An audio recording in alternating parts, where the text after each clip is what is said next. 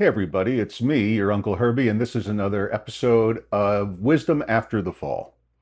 For those of you who have never joined me before, buckle in. Today we're going to talk about something that I know a lot of the people that are viewing me, at least originally when I first put this podcast up, which tend to skew a little older, probably because of my white hair, don't get this. But the Democratic Socialists of America, the kids that are, and when I say kids, younger than myself, who are coming forth are absolutely right. All the things that they are feeling and experiencing are right. And telling them to shut up, put your head down, and work it through isn't going to solve the problem. And no wonder that they've grabbed onto socialism because they don't see another choice. But what I want you to do today, those of you who have been following me, and maybe some of you who are DSA or maybe watching this because of the headline, share this around. I am going to validate your every feeling, and I'm going to tell you exactly why you feel the way you do in a way that nobody has before, but I'm not going to present the solution. I have a solution. Or let me put it to you this way, a much better, a solution. It is a solution. I have a solution, but we're not going to discuss it today. It would be too long and too much, and we're just going to identify why you, the Democratic Socialists of America, have the problem in this country gauged exactly right. Let's start with student loans. By the way, like I said, older guys, pass this around. Pass this to the most liberal, progressive young person you know, the one who's flirting with this idea, regardless of what state you live in, and who are pushing socialism. You're telling them it's never worked and everything else, and all they're hearing you say is wah, wah, wah. Give this video to them. I am going to validate them. And there's nothing that helps with clarity like validation. You're not wrong, kids. You're not. You're just not wrong. It's as simple as that. Of course you feel the way you do. Of course you feel like you can't get ahead. Of course you feel like the system has done it to you because it has. And I'm going to explain why and who exactly did it to you today. And you're going to be very clear on this by the end of this podcast. And I want you to share it with your friends. Now, let's start with student loans. This is going to be a three-part story today, and I'm going to start with student loans, and I'm not going to get caught up in the details. I'm going to hit the high points of validation. We'll get into the details when I solve the problem in the next podcast. Student loans. You were sold a bill of goods. You went in, you were told you need to go to college, so obviously you went to college, and when you went there, your parents didn't have the money to send you themselves. They hadn't saved up. So you went and took student loans, but that was easy because the government was guaranteeing them and you could get all the loans you want and you could go to the college of your choice or that you could get into of your choice, and you could take the course of study that you wanted, of course, and now you've gotten out of college and you have a degree in something that you love, but it's not paying the bills, and you're making less than the mean income, less than $75,000 a year, sometimes a lot less than that. Maybe you're stuck living still at home with your parents, and you feel like you've been shoveled into this thing, and no one explained to you that once, or if they did, you were young, and you're allowed to make a mistake, and you didn't realize you couldn't bankrupt out of this, that you were going to be trapped in this like God forbid, cancer. The only way to escape it is death. So what do you do? Okay, you're trapped. How did this happen? Well, it could have all been avoided if someone would have simply said to you, are you sure you want to go to college? Because, like, what kind of student were you? Were you a B or an A student? Or are you going to college because of the expectation? And if you're going to college because of the expectation, maybe you should examine some other things. No one ever said those things to you. No one even, maybe you would have rejected those arguments, but no one tried to protect you. No one even underwrote the loan. No one asked what was your grade point average, which is a very good predictor of whether you're going to be successful in college. Maybe some of you haven't even finished. Again, really not your fault. No one... When you're pushed into it and people are throwing free money at you and now you're stuck with this enormous six-figure debt, I told you so, or I should, I warned you from your grandpa when the institution itself, and let me tell you what's been going on while they've been shoveling out these student loans to you. They've been getting fat, dumb, and happy, building enormous buildings and monuments to themselves. And here's the statistic you need to know. And you guys know this, the demographics of the United States, our population is shrinking, not growing. The number of students has flatlined, and yet the number of administrators in public and public universities, public schools and public universities, has grown by 600% since the student loan program came in. The student loans are the problem. that they pushed it onto you is the problem. That you weren't properly educated is the problem. You have every reason to feel like you need a way out. I have a way out for you that isn't socialism that'll actually work. Stay tuned. Let's go to the second thing. You'd like to start out in life and buy a house. Your parents bought a house, their parents bought a house, their parents' parents bought a house. Here you are, and the average house is $500,000, and you're thinking to yourself, goddamn capitalists. Again, capitalism has left me behind. Everybody else is getting rich. I'm stuck here. I'm young. I'm trapped under my student loans and everything else that I've done. And oh, by the way, on my income of less than $75,000 a year, I'm not going to qualify for a $500,000 house, let alone save a down payment. And you're right. All that is absolutely true. How did it happen? I'll tell you exactly how it happened. Starting in the Second World War, the government made the decision that everybody should own a house. And on top of that decision, they made a decision that it should be easy for everybody to own a house, and they're going to get into the business through federal guarantees of guaranteeing those loans, and in particular VA loans. Now, I'm not going to go into the weeds on the history of this, but this started the ball rolling. And ever since, every bit of tax policy and economic policy has been designed to drive up the price of real estate. And it has been unbelievably successful, except that they forgot this important part, whereas the real estate market needs to be shaped like a pyramid, and at the very top needs to be $500,000 and above, but down at the bottom it needs to be this wide access point where there are affordable homes. Why aren't there? Who did this to you? Was it capitalism? Here's a little hint. You and I have never lived in a capitalist country. Hell, I doubt you really know what capitalism is, and I'm not here to lecture you about it today. I'll just give you some reading. If you want to do it, fine. If you don't want to do it, that's fine too. Read The Wealth of Nations by Adam Smith, the guy who invented the term in 1830. Okay, it still reads believe me, you'll understand capitalism, which is just another name for voluntarism. Okay, it's a voluntary system. This wasn't done to you. You live in a crapitalist system where the government is a crony with big business and stilts everything against you.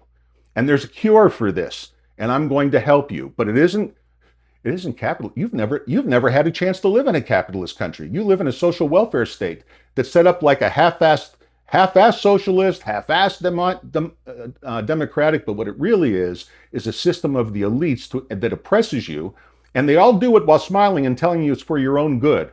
That's the reason why you can't buy a house, because think about it, guys. Houses should depreciate like cars. I mean, from the moment you buy them brand new, let's say you buy a brand new house, all it does is break. The roof gets older, the pipes start leaking. The house should be depreciating.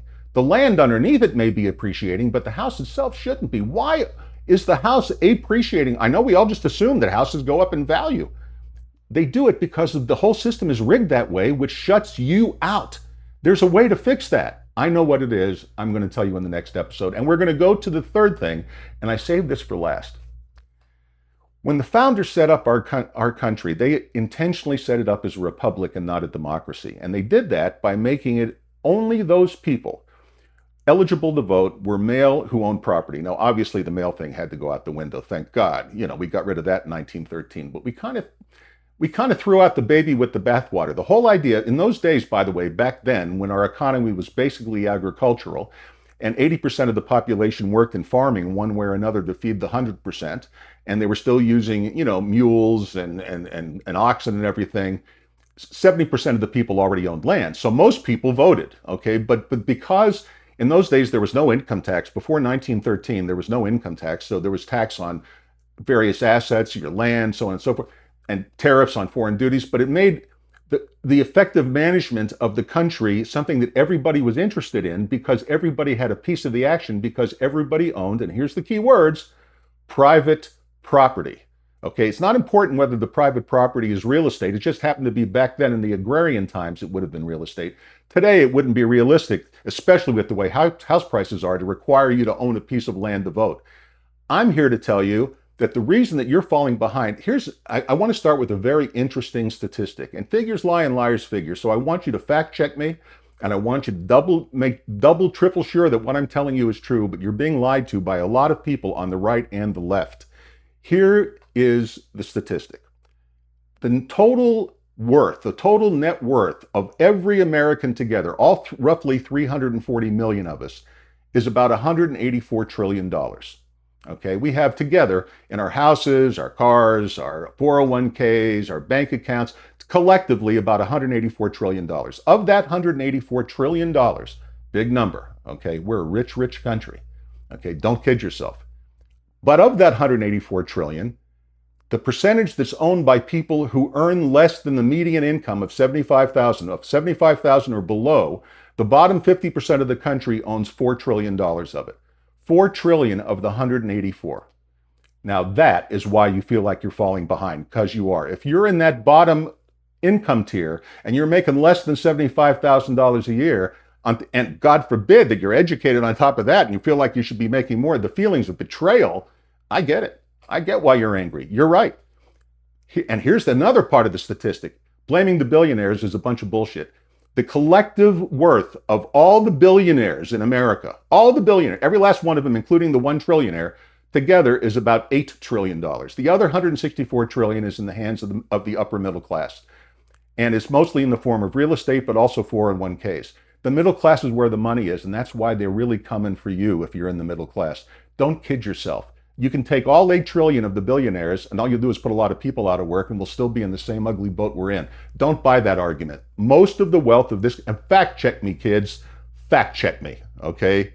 I stopped calling you kids, that's demeaning. Fact check me, guys, just fact check me, okay? It's true. Now, how do we get you who, if you were in the bottom 50% up into the upper 50%, well, they did it to you again. This was once again the government that did it to you, not the capitalists, because you don't know any capitalists, again, like I told you, and not the socialists, and not the communists, and not the this, and not the that, not the billionaires, and not the racists, and not the male patriarchy, and all that other crap. It was the politicians, okay? Because here's what they did. In 1982, they had a chance to fix Social Security, and they said they fixed it. And what they did was raise the taxes on both employees and employers, and they made sure that all the money, there was a big debate in those days of whether Social Security should be privatized, but both parties, Democrats and Republicans, the vast majority said, no, we've got to be safe. All that money's got to be invested in government bonds. Well, guys, here's what they didn't tell you. Government bonds pay 3%. 3%. Now, what if in 1982, this is going to make your head explode, and this is why I saved it for last. What if in 1982, okay, all of your Social Security contributions, and that's from your employer, instead went into a private account that was 100% invested in the Standard & Poor's 500. For those of you who don't know what that is, that's simply the 500 largest companies in America's stock, weighted based on their size. You don't have to remember any of that. It just means no one's managing it, so politicians can't screw with it. It's a simple index of the 500 biggest companies in America. Had your money been put into that, the risky, that's what they always say, the risky Standard & Poor's 500, the risky stock market. This is how politicians on the left and right lie to you. They tell you about risks that aren't risks. Okay, the only thing they guaranteed is that you were going to get screwed. Okay, because had they put that money into the Standard & Poor's 500 instead of government bonds, today there's $2.7 trillion in the Social Security Trust Fund, and it's going to run out in 5 years. That's as sure as God made little green apples. But if they had done that back then, okay, there would be $37 trillion in the Social Security Trust Fund right now. $37 trillion in the Social Security Trust Fund right this very second. And it would be yours, okay? Not theirs, yours. Not government bonds, your stocks and bonds. What I'm saying is it should be set up as your own personal Social Security, basically 401k. I did a little math on this one. This will blow you away. Let's say that you made the minimum wage from 1982 to today. Back then it was $3.25 an hour. Let's say my dog is causing problems down here. She suffers from a little anxiety, and I just gave her medicine, which is, by the way, CBD. I treat her naturally. I don't give her dope. But anyway, neither here nor there. Why am I digressing? Let me stick with it. So had you, amazing how I can turn that off and on. Had you, okay, invested, okay, as you made the minimum wage, you made $3.20 an hour, and the only raises you ever got were the increases in the federal minimum wage. So today, you're making, I think it's $12.50 an hour. No, $7 and change an hour it is for the federal minimum wage. Your wages, you were such a lousy employee, you were so without skills, because the minimum wage is meant to be an entry level. You know, you never grew, you never picked up skills, you only made minimum wage all those years, but you did contribute to Social Security. Do you know how much money you'd have right now? Right now, I'll tell you, $750,000 in your private 401k account that's yours. Suddenly, you're no longer a worker, you are now in capital. Our goal as a country should move as many people as possible from labor to capital. Socialism traps you in labor forever. They assume that you're a worker forever. I'm saying that if that Social Security account had been yours from the start, if we tomorrow made that the case for all of you young people, and you're not going to make minimum wage, you're going to make something more than that. Whatever it is, you can find a career, but all that money is yours all the time. And if you decide to retire early or withdraw from it, you can. It's yours. But now, instead of the bottom 50% owning nothing, everybody has a stake in America. Everyone from the minimum wage employee all the way up to the richest guy. Everyone has a stake. Everyone has skin in the game. Suddenly, you are the corporation. That's what a corporation, guys. It's a bunch of people who get together and own little bits of the corporation to form this bigger company. And now you're going to own part of that corporation because you're going to have a 401k that was yours. They could have done it. The plan was there. I didn't invent this. This was well known at the time. There were a lot of good people pushing it. I could name names, Jack Kemp, but it would just be, what's the point? These are people that are gone. But the point I'm trying to make is this wasn't done to you by private capitalists, and this wasn't done to you by socialists overseas. This was done to you by your own government and by politicians, because politicians are who's to blame for all of this. Politicians on the right and politicians on the left. They are to blame. They are the people that have done this to us. Politicians and bureaucrats. Bureaucrats, because all they're going to do is try to grow their bureaucracy, because that's how they guarantee their own futures. And politicians, because they will lie for power. And more, because of social media, the only people representing us today are sociopaths for the vast most part. And let me explain to you why. And I want you to think about this in your own life. I know you're young. A lot of you, I hope, are listening to this, are democratic socialists. You're getting active. You're politically active. But would you really want to run for office when push comes to shove, given that your entire life will be annihilated? Let's say you get married, you have children, you start to build a future, you and your wife or husband are growing things together. And someone says to you, you should run for office, you have talent, you're a good speaker, you have good ideas, whatever it might be. Would you really do it?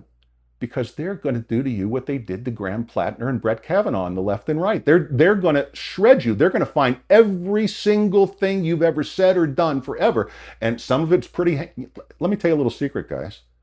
Everybody's got dark secrets. This podcast, Wisdom After the Fall, is because I've been to prison. My stuff's out there. That's what makes me kind of unique. If you don't want to know my whole story, the first two podcasts the first two episodes in this series, I lay it all out. And it's my fault and I did it, and it's as simple as that. But the point is, not everybody wants to expose their whole life. Not everybody thinks power is such an aphrodisiac, something they have to have so much that, I mean, poor Lindsey Graham just passed away. The man was never married. Not gay or straight. I don't know what he was, but the man was in no relationship. What kind of life is that? What kind of person lives a life without a relationship? I'll tell you what, a politician. These people did it to us on the right and left. We need to put a stop to it, and we're going to talk about that in the next episode. Do me a favor, like, subscribe, share, all those kind of good things. And if you go over to Amazon, this book, A Radical Reset, is available to you for $2.99. The whopping, no one's trying to get rich here. My motivation, guys, I'm 70 years old almost. I'm 69. I'll be 70 next May. Guys, in the next 10 to 20 years, I'm going to be dead. Okay, I'm not planning my long-term future. My future is the ground. Okay, I'm here. I'm doing this for you. Okay, my reputation's destroyed because I've been to prison. I'm never going to be wealthy. I'm never going to hold office. I don't care. I just want to make this podcast moderately sustainable so that I can share straight ideas with you and the wisdom that comes from experience. Remember, my friends, good decisions come from experience, but experience comes from bad decisions. Again, pick up a copy of A Radical Reset on Amazon. It's by me, Herbie K. Herbie with a Y, even though I know that the scroll under this says Herbie IE, but that's because it assumes everybody spells it that way, and everybody doesn't clearly spell it that way. And like, you know all the rest. Listen, thanks so much. I know I got a little strident. I know I got a little carried away. But guys, last message. Guys my age, stop telling kids to work harder, put their heads down, and stop bitching. And stop telling them how stupid they are for being socialists. Understand why they feel the way they feel. And you guys who are democratic socialists, I'm not telling you you're wrong. Maybe you're going to be the ones that make socialism work. Maybe you're going to be the ones that do it all differently. But I have another suggestion for you. But first, fact check everything I said today. Every single thing I said today should be fact checked. And if it all turns out to be true, and you do it that's the beauty of AI. You don't even have to work hard. You can just basically play this podcast to the AI and ask them if what I said was true or bullshit. And if it turns out to be true, then turn it into the next episode because it is true and I have a solution for you. Thank you very much for joining me today. Have a beautiful rest of your day and rest of your week. And until the next time, this is your Uncle Herbie. Peace out.